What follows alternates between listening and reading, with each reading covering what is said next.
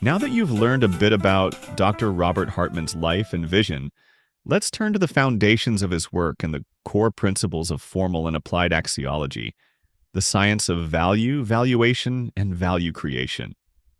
At the heart of this science is a profound but deceptively simple question. What is good? This was the question that burned in Dr. Hartman's heart as he fled Nazi Germany, and it shaped the rest of his life. His first and perhaps most important discovery is a logical, scientific, and universally true way to understand the concept of good. A thing is good to the degree that it has all the properties or attributes required to fulfill its concept or definition. Logically, a chair is good if it has all the properties that a chair is supposed to have. Having landed on this universally true understanding of what good means, Hartman then wondered if value could also be understood with such objectivity.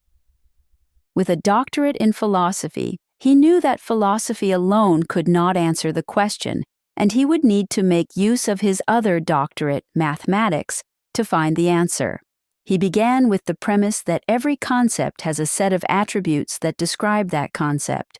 For example, the set of attributes that describe a simple chair is 4 sturdy legs, a seat about knee-high, and a strong back to lean on.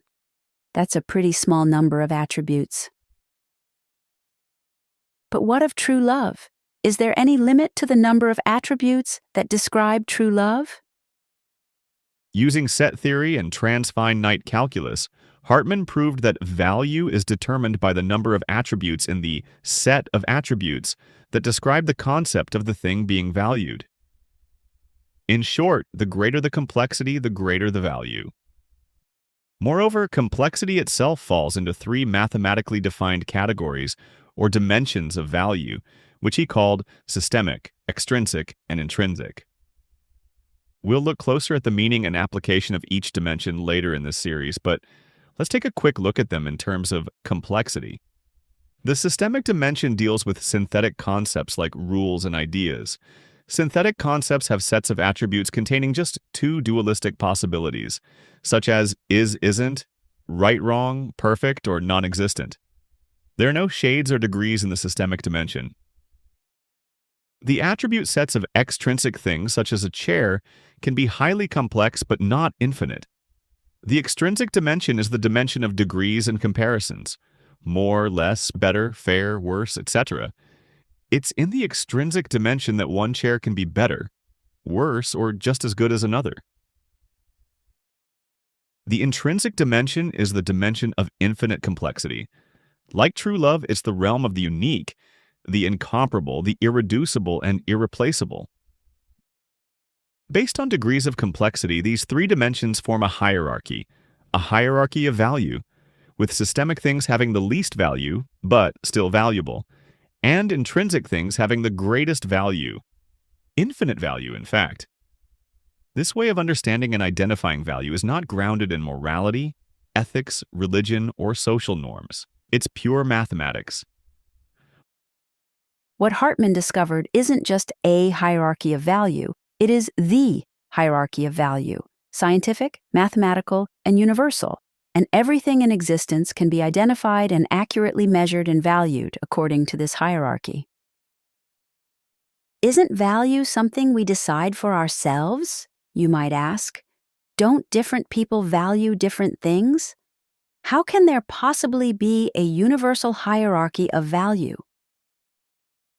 While that's true, the hierarchy isn't about, for example, whether chocolate ice cream is more valuable than vanilla.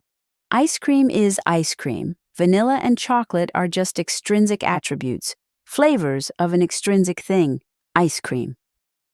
What the hierarchy tells us mathematically, axiologically, is that the systemic concept of a bowl of ice cream has less attributes and value than an actual bowl of ice cream, which is extrinsic, and which has less attributes and value than the glorious intrinsic experience of a freezing cold bowl of delicious ice cream on a hot summer day. It is this framework that is universal, and everything in existence fits within this framework. So the first 2 core principles of formal axiology are: A thing is good to the degree that it has all the properties or attributes required to fulfill its concept or definition. And there is a mathematically defined universal hierarchy of value consisting of three dimensions of value: intrinsic, extrinsic, and systemic, in that order.